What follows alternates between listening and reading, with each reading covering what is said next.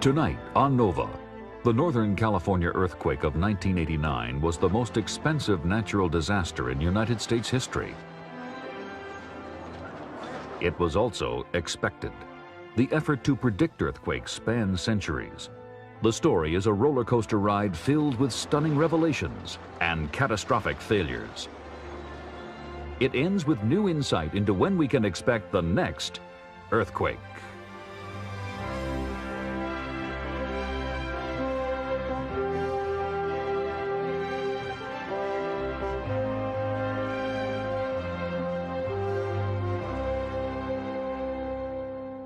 Funding for NOVA is provided by Lockheed, a bold new force in systems engineering, management, and technology services for defense, space, and industry. And the Johnson & Johnson family of companies, supplying healthcare products worldwide. Major funding for NOVA is provided by the financial support of viewers like you.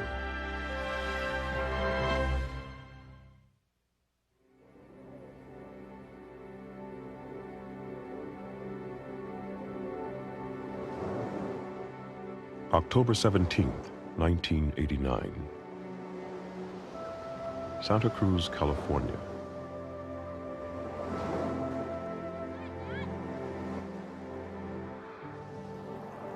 It's an easygoing town nestled beneath the mountains of the Northern California coast.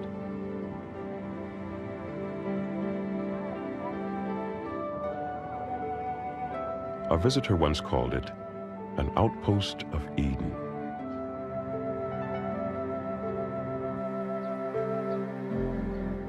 But the San Andreas Fault curves through these mountains, pushing them up with earthquakes.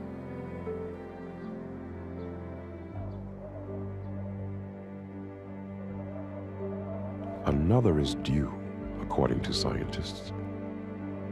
In a new kind of forecast, they offer probabilities as high as 85% over the next 30 years. On this day, underneath a mountain called Loma Prieta, probability became reality. Leadership. It's a co-opting. It's much more similar to the Mexican PRI idea. At 5:04 p.m., Latin American Studies 1 was underway at UC Santa Cruz. And they have a candidate who's very strong and is fighting with us for second place.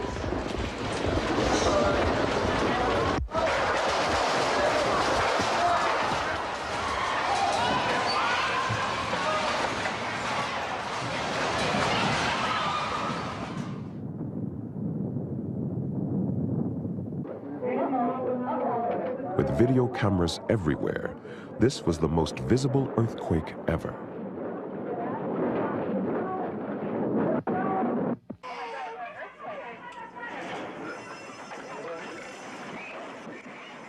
So the Oakland A's take.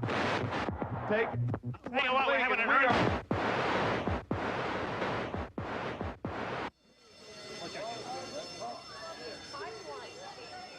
In downtown Santa Cruz, the shaking was over in 20 seconds. And all of a sudden it started to shake a little bit, and then it started to be one.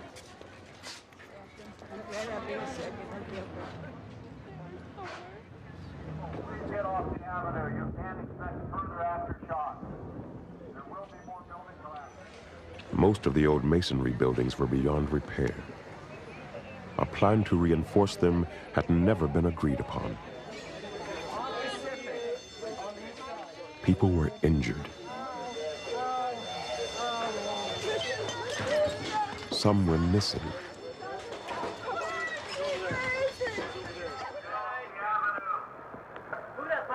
Volunteers put themselves at risk from aftershocks.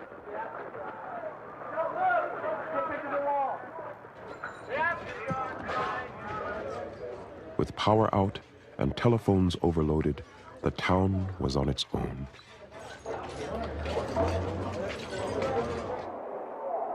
Like most of San Francisco, Candlestick Park withstood the impact. The stadium was built on bedrock, It had recently been reinforced. Ladies and gentlemen, power has been interrupted. The game has been called. Can you please leave the stadium in an orderly manner?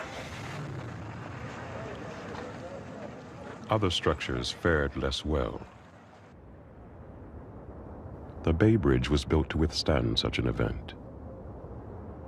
But that was in the 30s, before much was known about earthquake engineering. One stranded driver made a video record. This is the crack down there. They sent us down here, surprisingly, in the wrong direction. There's another car. Gosh! Thomas, we need to go down there and help. Heading south onto the Nimitz. That is completely collapsed. The worst disaster lay across the bay in Oakland. A section of road atop the two-level Nimitz freeway collapsed, crushing 53 cars below. No, he's alive. He's trapped in there. No, you're in your truck. And he heard me and then he parked outside. Your truck is upside down. Man, they say it's over. We need something to pry the door. And he's got to pry the door open. Screaming and just begging us to get him out. We tried everything.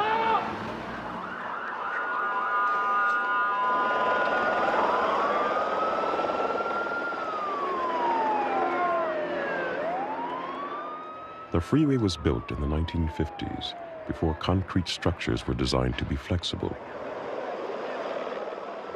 The road was slated for reinforcement.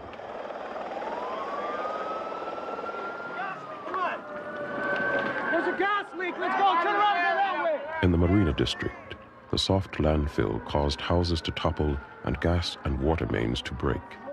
A lethal combination. Right now we have a major fire burning in San Francisco's Marina District. A building there collapsed and burst into flames as another building across the way from it on the northeast corner of Beach. As emergency services worked through the night, scientists at the United States Geological Survey began to assess what had happened deep down in the earth. The unspoken question: was this the earthquake that had been forecast? Pretty quickly we knew where the earthquake was, and as soon as we knew where the epicenter was, honest, we all knew what had happened. We all knew it had been precisely that segment we had been concerned about, and that long-term forecast had been fulfilled. The apparent success of the forecast was affirmation for a new approach to earthquake alerts. Long-term forecasting is an attempt to give communities years or decades to prepare. But scientists also continue to search for the means to predict earthquakes, so they can issue short-term warnings in the days or hours before an event. We came closer to predicting this earthquake than we've ever come before. However, that's much less than half a loaf. Our job is to predict earthquakes and save lives, and clearly we didn't predict it in any sense that could have saved any of the people that were killed in the collapse of buildings or freeways. Short-term prediction remains an unfulfilled goal of earthquake studies, so scientists are on the lookout for some kind of warning event. They call them precursors. For example, small earthquakes are common before a large one. But these foreshocks are hard to recognize, and this time there had been none. But something else had preceded this earthquake.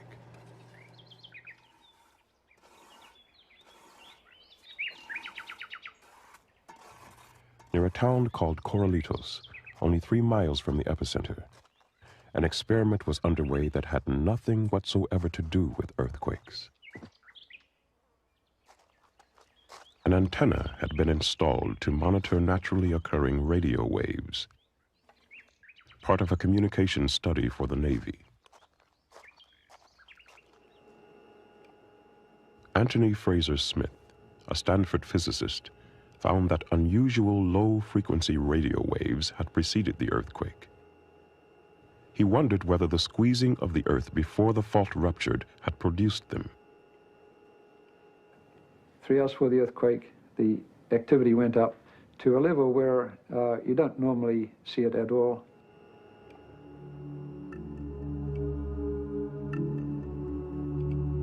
And then the earthquake struck, and then we lost electric power, and we didn't have any more measurements. We've been recording at this Corralitos site for 2 years. We haven't seen anything like these big signals coming through. If Fraser Smith's observations could be repeated, perhaps next time there would be a warning. But he faced a paradox all too familiar to earthquake scientists.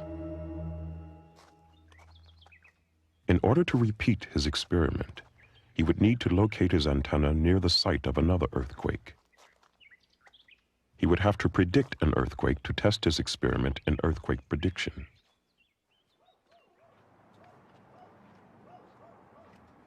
Often, earthquakes leave physical evidence, but even so, they remain elusive. To recognize patterns, geologists need to compare dozens of events. Yet few here now will be alive when the next earthquake takes place here. Earthquakes remain the most difficult of all natural phenomena to understand, much less predict. The recent achievements in forecasting are the result of efforts that have been ongoing for over 2 centuries, all inevitably pushed ahead by the devastation of another earthquake. The first important understanding of these events followed one of the greatest cataclysms of recorded history. Lisbon was one of the richest of European capitals, and during this time of Inquisition, earthquakes were an indication of divine wrath.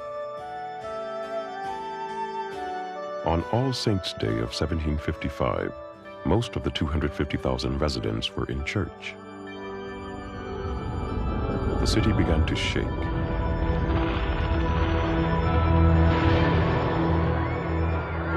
Terrified worshippers rushed outside, calling to God for protection.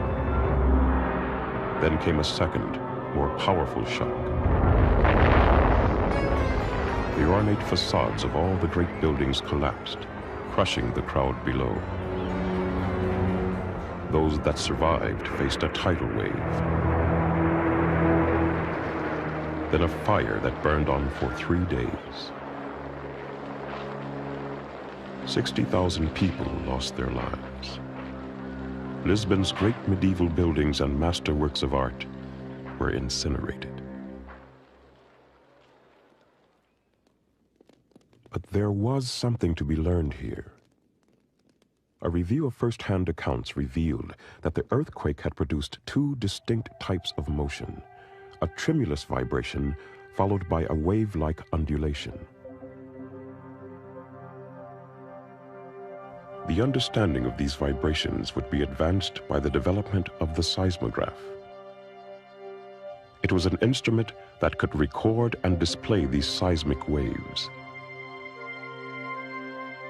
The Milne Gray invention of 1885 was the first practical machine,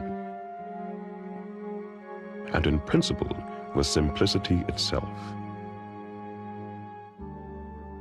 A heavy pendulum remains stationary because of its inertia, even as the world all around it shakes. The seismograph was able to record 2 distinct types of waves. A primary, or P wave, arrived first. This was followed by a secondary, or S wave. The faster P waves move through the earth like sound waves, compressing ahead, expanding behind.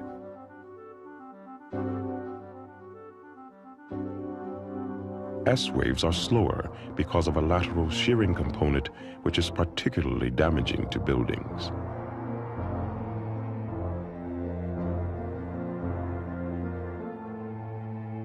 Because the waves travel at different speeds, it was possible to compare their time of arrival, then compute the distance to an earthquake.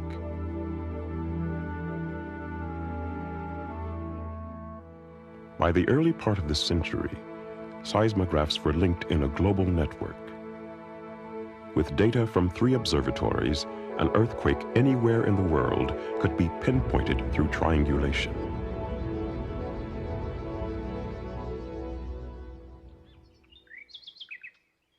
The first seismographic stations in the Western Hemisphere were at UC Berkeley, and for good reason.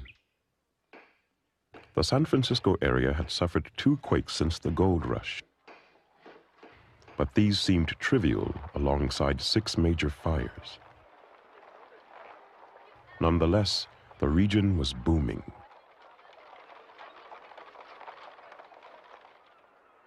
The demand for land was so great that sand dunes, along with almost anything else, were shoveled into the bay to create fill.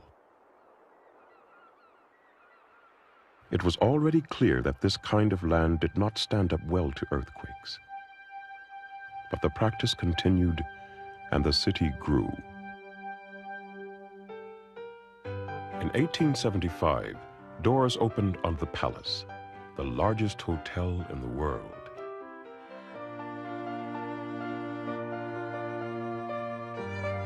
It was built to be earthquake-proof and had its own water supply to fight fires.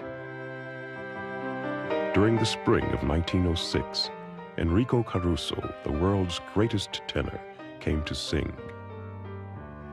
He stayed at the Palace. On the morning following his performance, the hotel guest experienced a tremor, then a stronger one. Caruso was thrown out of bed. Everything in the room was going round and round, he reported. The chandelier was trying to touch the ceiling, and the chairs were all chasing each other. My God, I thought it would never stop. It lasted for almost a minute. The palace survived, but not less well-built structures on fill. Caruso was next seen with his trunks, dressed in pajamas and a fur coat. Hell of a place, he muttered. I never come back here. Water mains had broken, and it was impossible to fight the fires that started to sweep the city.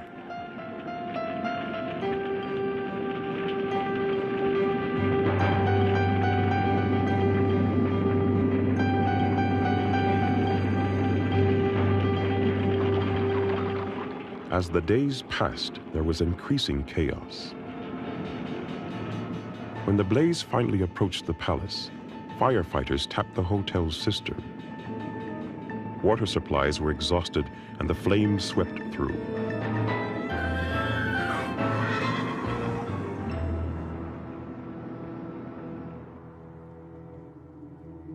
After 3 days, the fire stopped, out of fuel.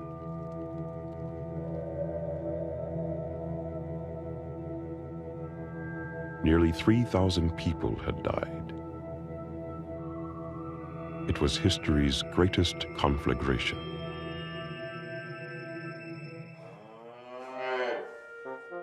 Interestingly, the man who probably knew more about earthquakes than anyone was photographing damage across the bay in Berkeley, unable to reach San Francisco.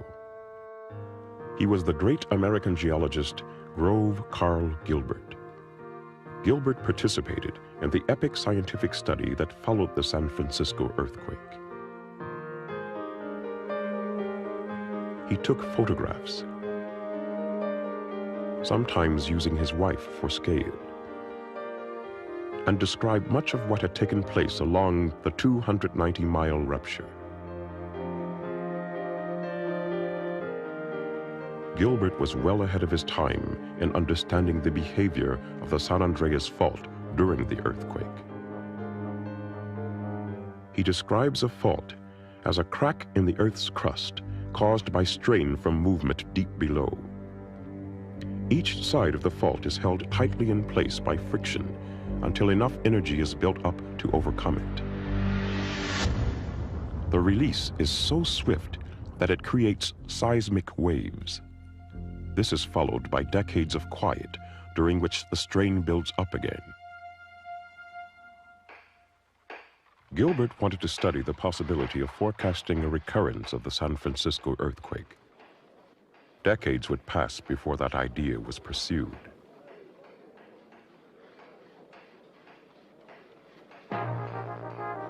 In 1915, San Francisco was proud host to the Panama Pacific International Exposition. As much as anything, it was a celebration of the city's rebirth.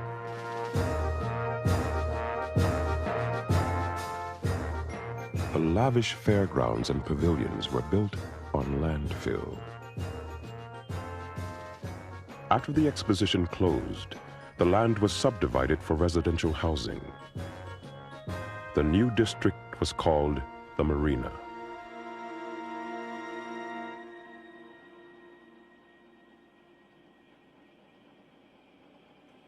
The first half of the 20th century saw the development of more sensitive and accurate seismographs to record earthquakes.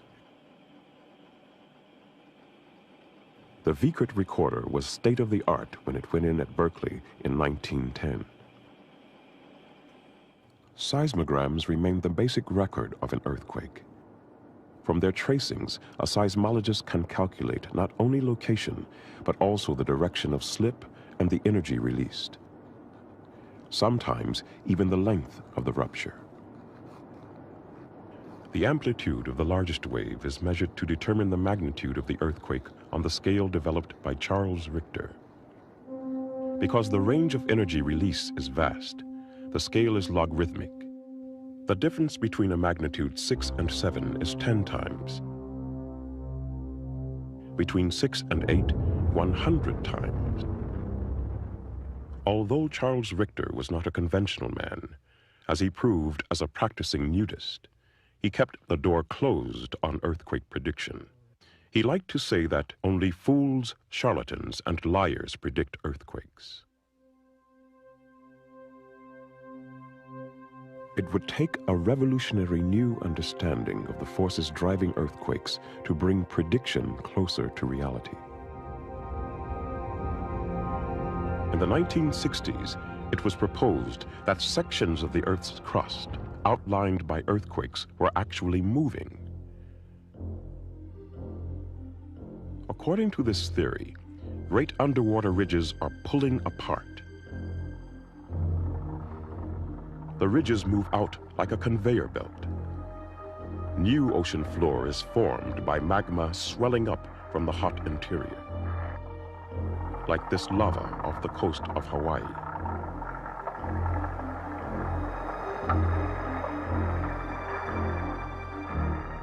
When the ocean floor moves into a landmass, it is forced down under the continental crust, producing earthquakes and volcanoes as it goes.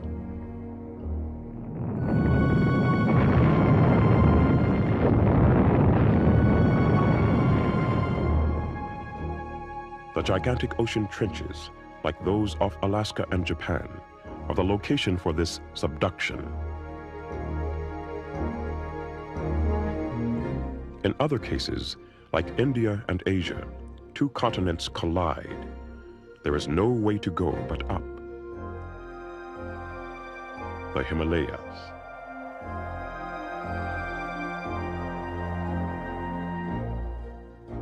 Along plate boundaries like the west coast of California, sections of the crust grind past one another, sticking, then breaking in earthquakes, creating the San Andreas Fault.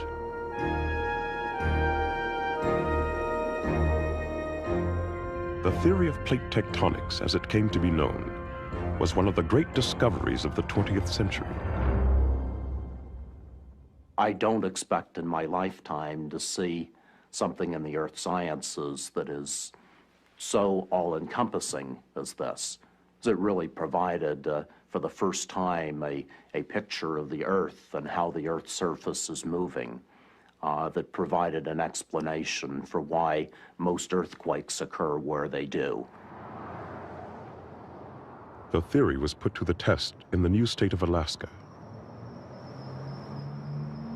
In 1964, Anchorage was a boom town.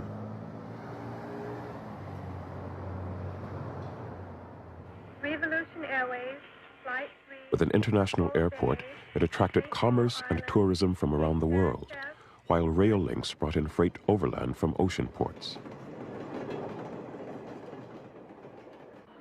March 27th was Good Friday.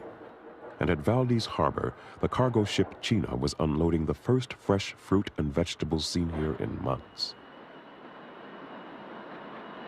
On deck, a sailor shot home movies, unaware he was about to record one of the greatest earthquakes in history.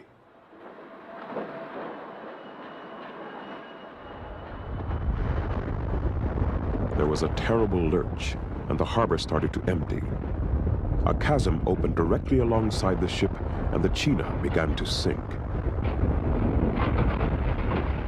The entire landmass around the dock softened and collapsed into the sea. In Anchorage, the shaking lasted 4 minutes.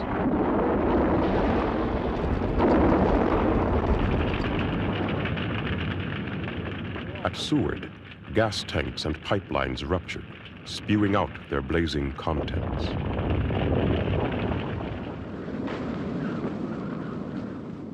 The displacement of the seafloor created a series of giant waves called a tsunami. It slammed coastal communities as far away as California.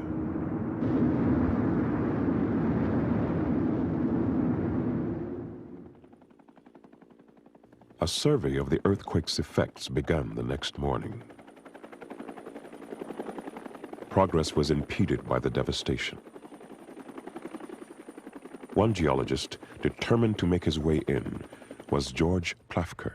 Well, the first thing was that we couldn't land at the Anchorage airport because the international airport tower had collapsed. It was pretty shocking, especially if you've never seen anything like it before.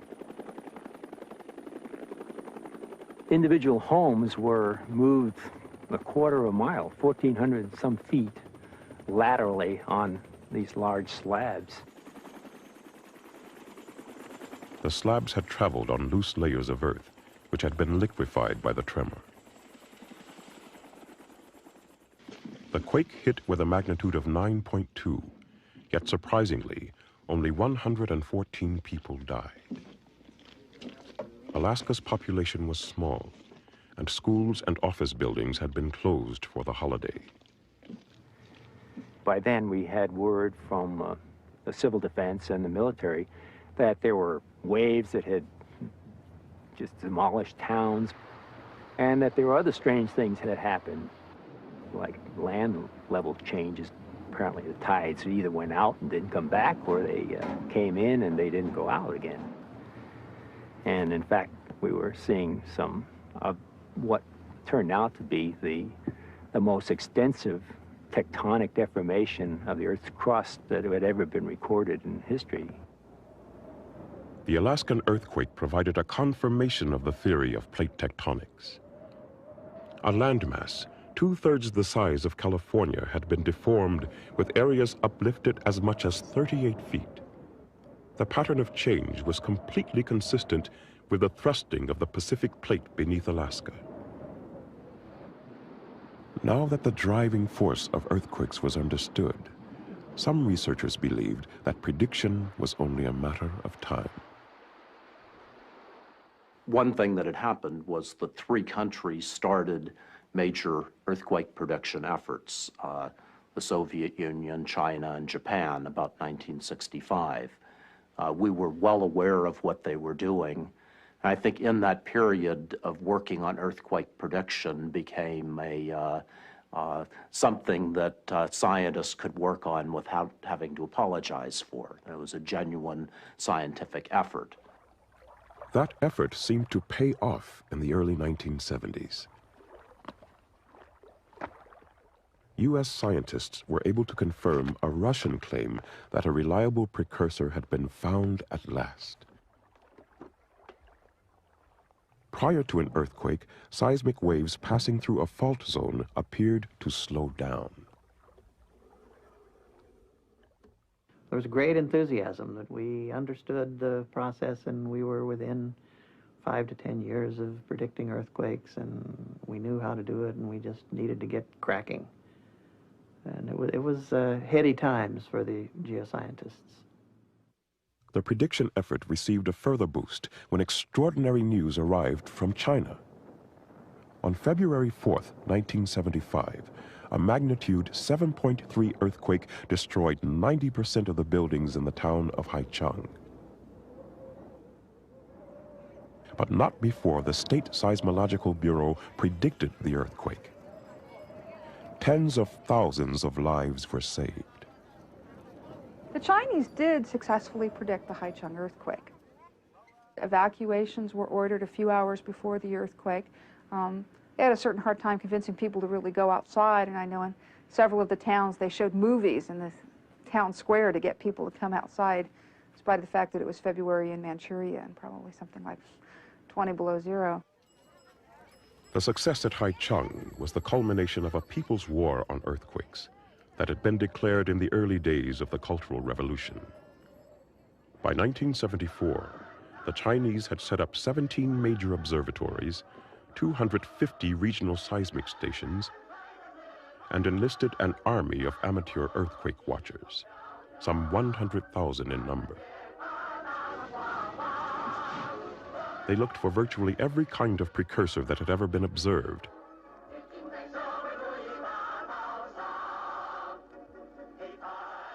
They monitored foreshocks, swelling of the ground, changes in electrical conductivity, and geomagnetics. The cadres were particularly impressed by the strange behavior of certain animals before the earthquake.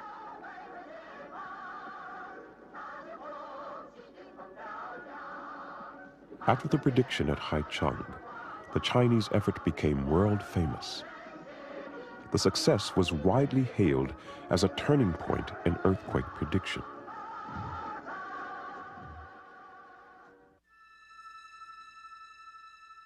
"17 months later, on the morning of July 28, 1976, residents of the city of Tangshan were fast asleep. Suddenly, they were catapulted out of bed, then their homes collapsed upon them. There had been no prediction, no warning.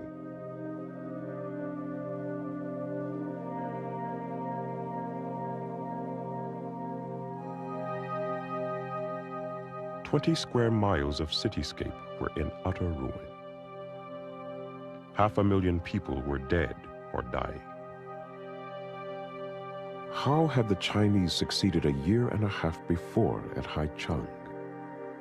I think earthquakes follow a wide variety of patterns, and the Haichang earthquake was one of the earthquakes with a lot of precursors. For some reason, it did a lot of deforming before the actual earthquake happened.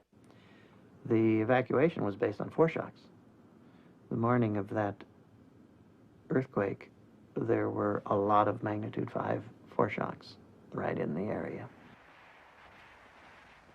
With the tragedy of Tangshan, the earthquake prediction effort began to lose its newfound credibility. By this time, the Russian prediction theory had also been called into question. The claims by U.S. researchers that they had found velocity changes before earthquakes did not stand up to scrutiny. It just wasn't holding up. And now it's pretty well discredited, and it seems like much of the supposed anomalies may have been problems in the way the data was collected. It's a long-standing problem, I think, in earthquake studies, or earthquake prediction research, is one, people want it too badly. There's such a desire for it that it's easy to overestimate what you get. And there's a lot of societal pressure to overestimate it. There is also, it is just so difficult to get a long enough data set. Earthquakes happen on geologic timescales, and we want to operate on human timescales. And we just don't have enough data. You really need to see it for 100 earthquakes. A lot of what goes on in earthquakes is random, so we need to collect a large data set and a good statistical sample. And it's very hard to apply proper statistical techniques to earthquakes just because the data isn't there. The most meticulous and focused attempt ever undertaken to collect earthquake data sits today on the San Andreas Fault in Central California.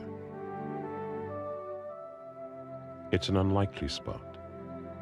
the tiny town of Parkfield would hardly draw notice except for the fact that it experiences a magnitude 6 earthquake with uncanny regularity, every 22 years on average. This makes Parkfield one of the only locations in the world where instruments can be put in place with any assurance of something to measure. In 1985, the USGS set up shop. There's nothing very complicated about the basic model we're operating on here. Basically, it's strain accumulation due to the plates moving by each other and sudden release. Short-term prediction, in my opinion, depends just really on one thing, and that is that as the strain accumulates just prior to failure, are there any nonlinear or really distinctive departures from simple strain accumulation? And the way I think of it is just taking a stick. If you just take a stick and bend it, you can feel the strain energy piling up in the stick. And if you listen closely, you can hear the stick start to crack before it breaks. The question is, does the earth crack before it breaks? To answer that question, the serene segment of the fault is the setting for nearly 500 instruments.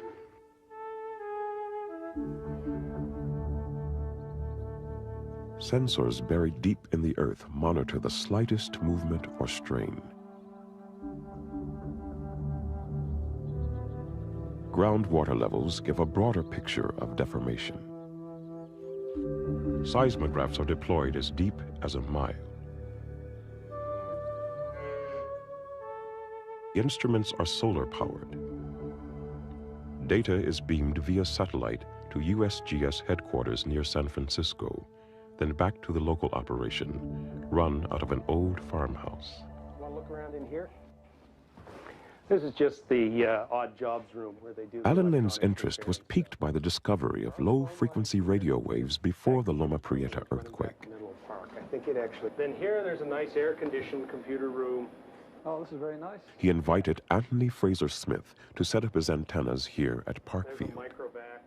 Any new claim about earthquake prediction requires a caution born of experience. First, you go talk to the guy and you sort of look him in the eye. And then if you still believe him, you go home and say a little prayer that it's all true and that it's all going to hold up and that the experiments will be reproducible. In the case of the radio waves, if those signals turn out to be common before large earthquakes, that's revolutionary. The investment of time, prestige, and resources at Parkfield has been considerable. If the earthquake had maintained its 22-year average, it would have arrived in 1988. Occasionally, the wait has been longer. The longest one we know of is 34 to 66, 32 years. We're certainly hoping that that's not going to happen again. That will be a bitter pill to swallow. While the cycle at Parkfield may vary, earthquakes occur sufficiently often to reveal a pattern. Along other sections of the fault, centuries pass between events.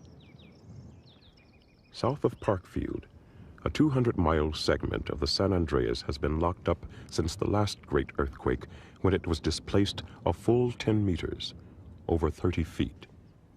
That was in 1857. An effort to identify patterns of long-term recurrence began in 1975 here on the Carrizo Plain in Central California. A young geologist named Kerry See started work that would lead to a new approach to earthquake prediction based not on precursors, but on the prehistoric record. The theory of plate tectonics told him that the buildup of strain along the fault was steady. Perhaps there was some regularity in the release. Another 10-meter earthquake might take place when another 10 meters of strain had built up. Kerry needed to figure out the rate at which the strain was accumulating. A stream that had been moved off course by a series of earthquakes offered a tantalizing clue.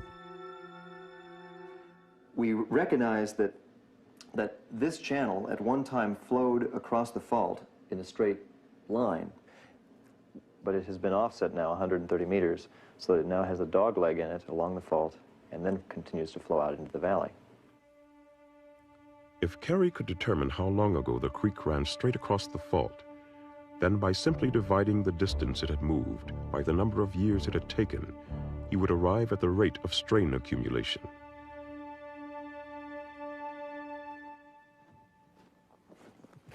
The history of the now dry stream bed could be read in the way that sediments had been deposited over the centuries.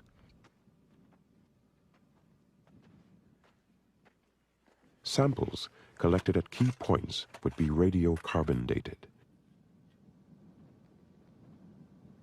Their ages established that the river had run straight across the fault 3,700 years ago. Since that time, the fault has moved 130 meters, an average of 3.5 centimeters per year. Based on the rate that strain was building up, it would take 300 years for a similar earthquake to happen again.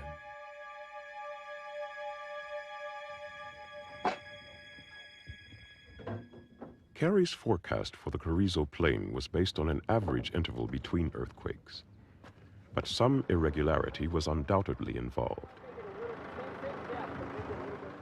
To be more precise, he needed the actual dates of prehistoric earthquakes.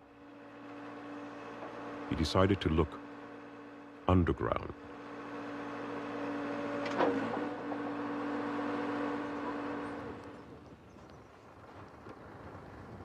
A trench 12 feet deep has been cut across the fault. See the gravel? Now which one is it? Oh, okay. I think we may be in business here. A sedimentary record of the past 3,000 years is exposed. Really the fault zone. Supports are put in place to guard against collapse.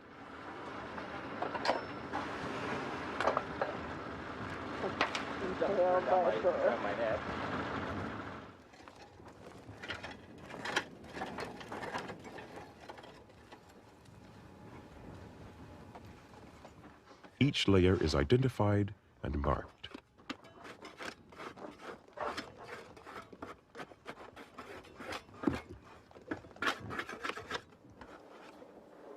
Breaks in the layers are the result of earthquakes.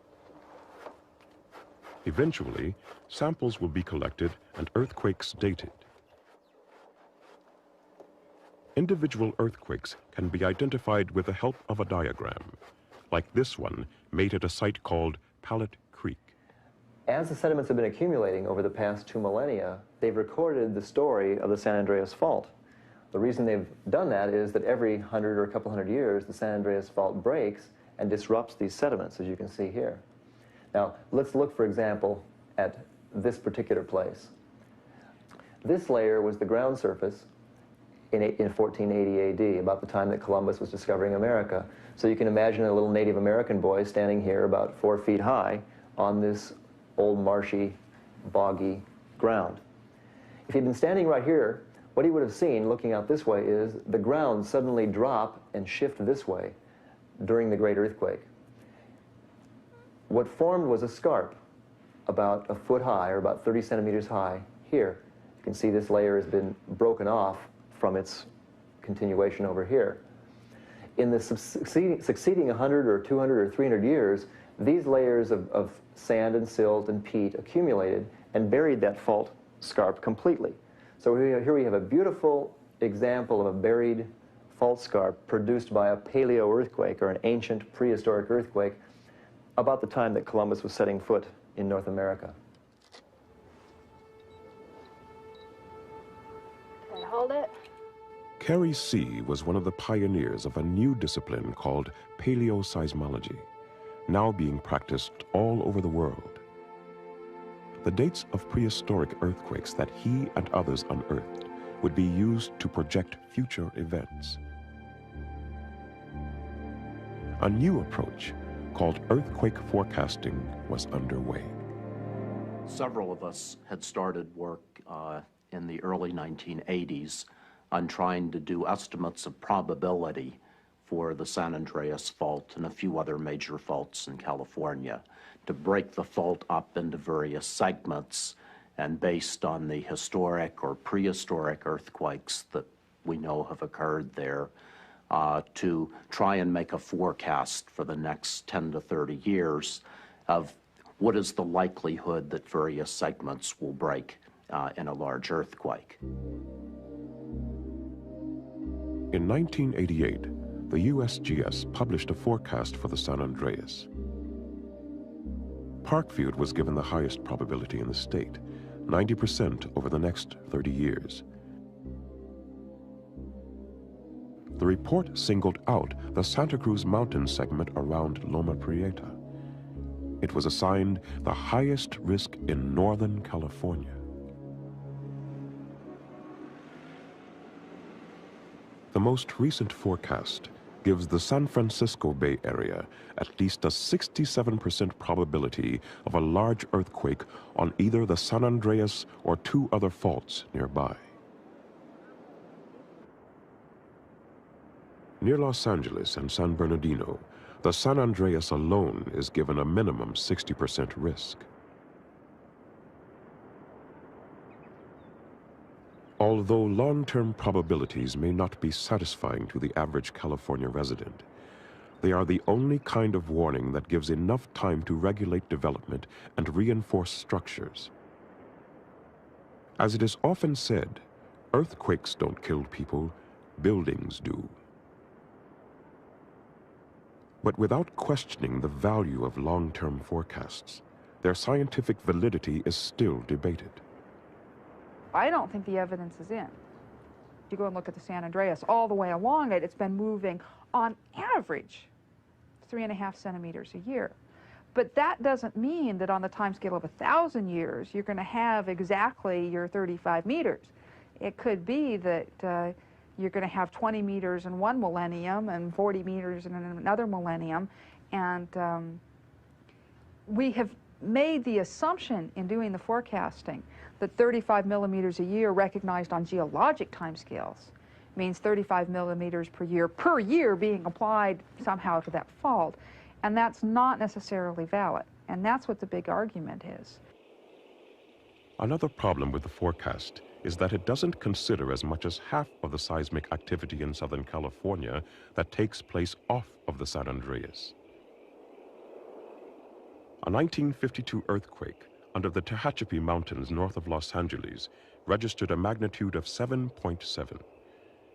It is believed to have been caused by a previously unrecognized class of hidden faults that are involved in the formation of the transverse ranges of Southern California. Some experts believe that a hidden thrust fault runs directly under the city of Los Angeles. Well, if geologic and seismologic evidence really does pull together, there's the possibility that we could have that earthquake under the city of Los Angeles, extending from Whittier through downtown out to Santa Monica. And that would be by far the worst seismic disaster that the country could face. While the plate boundary along the West Coast accounts for most of the seismic energy released in the continental United States, major earthquakes have occurred further east. The buildup of mid-plate strain is very slow, but it can produce earthquakes on cycles approaching thousands rather than hundreds of years. But it is on the West Coast that earthquakes are likely within the lifetime of anyone watching this program. Alan Lind has turned to the seismic record for new insights into the future. He has plotted the earthquake history of the San Francisco Bay Area. 3 faults are involved: the San Andreas, Hayward, and Calaveras.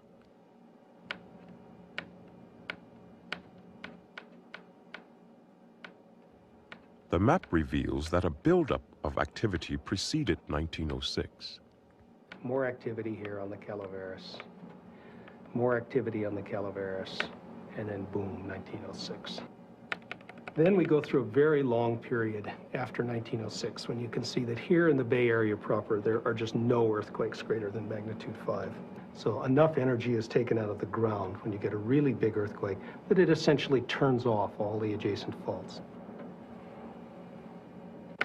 Then the activity really started in 1979 with a magnitude 6 earthquake on the Calaveras, This sequence from 1979 to 1989 is remarkably similar to the period of activity that preceded 1906. And then, of course, the 1989 Loma Prieta earthquake ruptured this whole zone. It's clear in the Bay Area, all the big earthquakes have occurred in one of these clusters. You have rather clear periods of time with little or no seismicity, then a cluster, and somewhere within the cluster, one or two bigger events will occur. So the question we're really most concerned about is, one, will the Loma Prieta activity continue on up the peninsula? Will we get a magnitude 7 here on the San Andreas that will really be a major threat, a catastrophic threat to San Francisco and Oakland? The other question is the northern part of the Hayward Fault in particular. This is probably the most dangerous segment of a fault in California.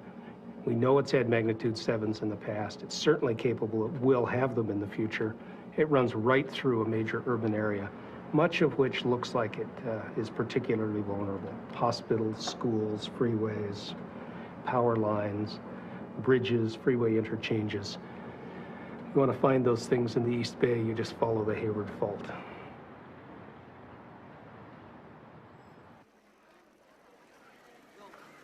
I think the best story about earthquake prediction is really the story of Imamura and Omori from the turn of the century in Japan.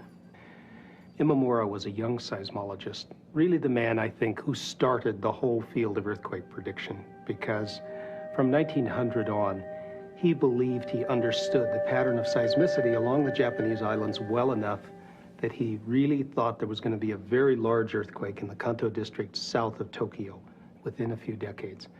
And over a period of 20 years, he worked very hard to try to inform the government, the public, wrote papers about it, studied the firefighting situation in Tokyo, warned people in writing that as many as 100,000 people might die in a great fire when this earthquake came.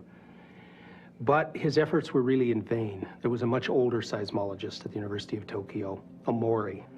And Omori believed that Imamura's arguments were irresponsible. And he worked hard to counteract the effect of Imamura's warnings. And because Imamura was so much younger, Omori prevailed. In 1923, Omori, the older gentleman, was in Australia at a scientific meeting, and he was actually in the seismic vault in Sydney looking at the instruments when he saw the pin begin to swing back and forth on the drum. They realized a big earthquake had occurred somewhere in the world. Within a few minutes, he could interpret the record, and he knew that Imamura's earthquake had just happened. Because the earthquake occurred exactly where Imamura felt it would. There was a great fire. 140,000 people died in the earthquake and the fire.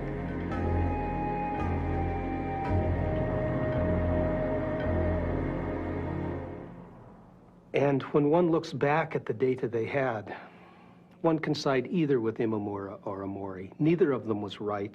There was inadequate information to make a definitive prediction of any kind. Imamura made the more daring interpretation and turned out to be right in that case. But I think the story perfectly illustrates the dilemma that still faces us today in trying to warn people in the Bay Area about a large upcoming earthquake. We don't know for sure that it's going to happen, and we don't know for sure where it's going to happen. There is no simple answer to the question. All we can try to do, I think, is try to communicate to people what we do understand with all its limitations and uncertainties, and try to help them see that while we can't tell them for sure the earthquake is coming, a big earthquake in the coming decades in the Bay Area is so likely now that I think they should start to behave as if they knew for sure it was going to come. There's some precautions now, I think, that if they're not taken, it will really be reprehensible. The memory of Loma Prieta lingers. Even though damage was not widespread, it was the nation's most expensive natural disaster, with a price approaching $10 billion in property losses alone.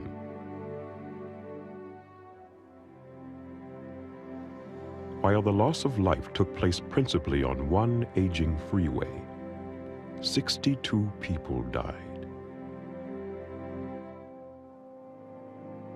And even though fires were ultimately contained, extinguishing them severely taxed the San Francisco firefighting force.